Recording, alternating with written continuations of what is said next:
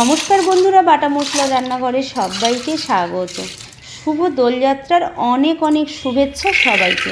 রঙের এই সুন্দর উৎসবে আজ আমি তোমাদের জন্য নিয়ে এসেছি একদম স্পেশাল একটা রেসিপি, বাটার চিকেন ঘুগনি। চলুন তাহলে দেরি না করে শুরু করা যাক আজকের স্পেশাল দোল স্পেশাল বাটার চিকেন ঘুগনি। আমি আগের দিন মটর ভিজিয়ে রেখেছিলাম, মটর ভিজে গেছে। এখন আমি গ্যাস জ্বালিয়ে প্রেসারের মধ্যে একটা সিটি দেওয়ার জন্য মটর সেদ্ধ করতে বসিয়ে দিলাম।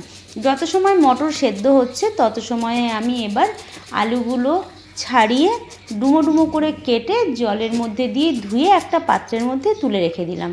এবার আমি কয়েকটা ছোট পেঁয়াজ ছাড়িয়ে জলের মধ্যে ধুয়ে পাতলা পাতলা করে কেটে একটা পাত্রের মধ্যে রেখে দিলাম।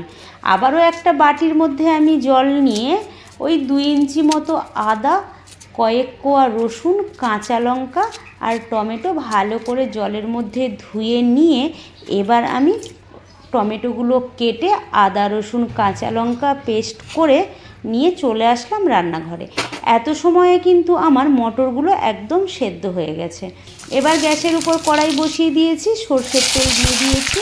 সর্ষের তেল গরম হয়ে গেছে, দিয়ে দিলাম সাদা জিরে ফোড়ন আর গরম মশলা আর একটা তেজপাতা দিয়ে ফোড়ন হয়ে গেলে দিয়ে দিলাম পেঁয়াজগুলো কোচানো, দিয়ে দিলাম নুন, হলুদ, লঙ্কা, জিরের গুঁড়ো, ধনের গুঁড়ো সবই পরিমাণ মতো দেবেন।